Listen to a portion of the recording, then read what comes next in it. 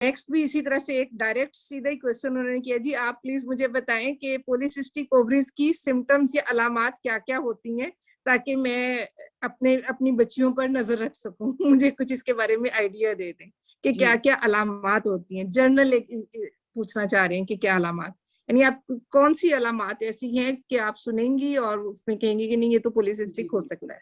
तो ये जी होता है प्लीज। कि शुरू में बच्चियां जब उनको शुरू में जब वो बालिग होती हैं और उनका पीरियड शुरू होता है, तो उनके पीरियड तो इरेगुलर होता ही है शुरू में।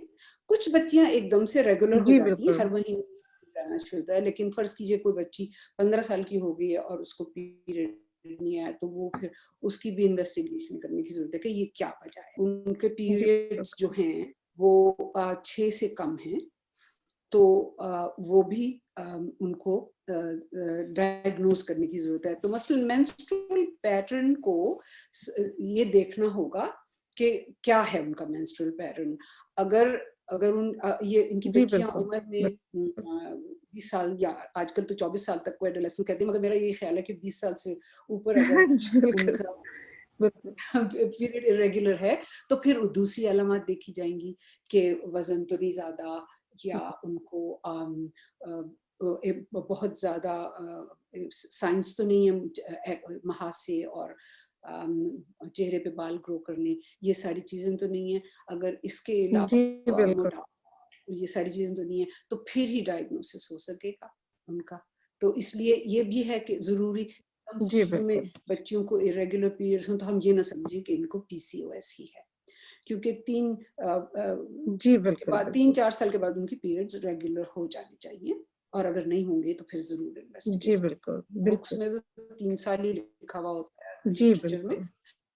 लेकिन बाज दफा बहुत ज्यादा जी बिल्कुल। तो फिर उसके उसकी भी उनको इलाज और डायग्नोसिस कराना होगा कि ये क्यों हो रहा है। क्योंकि बच्चियों को कोई ब्लीडिंग डिसऑर्डर भी हो सकता है जिसकी वजह से उनका पीरियड इरेगुलर, उनको कोई थायराइड का भी प्रॉब्लम हो सकता है, जी बिल्कुल और बिल्कुल इन ऐसे ही सारी है। चीजों को भी डायग्नोसिस फिजिशियन से मिलकर डायग्नोस बातचीत करने के बाद, इन्वेस्टिगेट करने के बाद किसी नतीजे पे पहुंचा जा सकता है।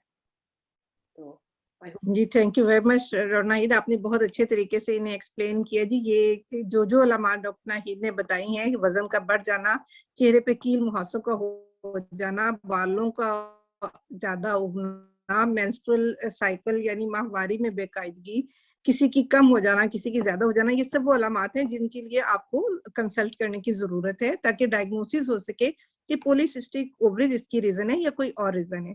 दूसरा डॉक्टर नाहिद ने बहुत अच्छी बात एक बताई है कि जब बच्चियों में मिनार की जो माहवारी का आगाज होता है उस वक्त भी साइकिल इरेगुलर होता है, और नाहिद ने बताया कि 2 से 3 साल तक वो सेटल होता है, हार्मोनल चेंजेस हो रही होती हैं, हार्मोन्स एस्टैब्लिश हो रहे होते हैं, तो उसको हम नॉर्मल लेते हैं, उसमें परेशानी की कोई बात नहीं है। अगर कोई और सिम्टम उसके साथ नहीं, कोई और अलामत नहीं आ रही है, तो इरेगुलर साइकिल या 2 से 3, कुछ बच्चियों में ये होता है कि एक बार पीरियड्स हुए 2 से 3 माह के बाद फिर दोबारा होंगे, कुछ को 1 महीने में 2 बार हो जाते हैं, तो वो स्टैब्लिश हो रहा होता है पूरा सिस्टम, तो उसमें परेशानी की कोई बात नहीं होती।